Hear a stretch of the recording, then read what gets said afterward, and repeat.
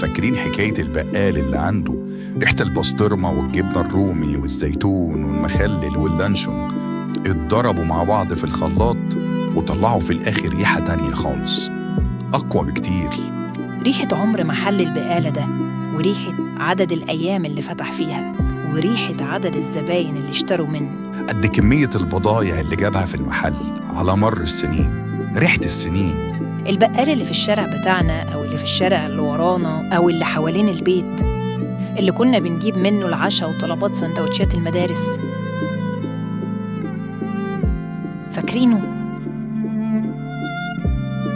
فاكرين الخردواتي اللي كان عنده من الإبرة للصاروخ نلاقيه مكتبة، ونلاقيه محل لعب، ونلاقيه بيبيع خيوط وزراير، ونلاقيه بيبيع بطاريات بكل أنواعها وأشكالها، وساعات وحبال غسيل، وكل اللي في خيالنا واللي مش في خيالنا. مش معقول، كان شيء مبهر للعين رغم بساطته.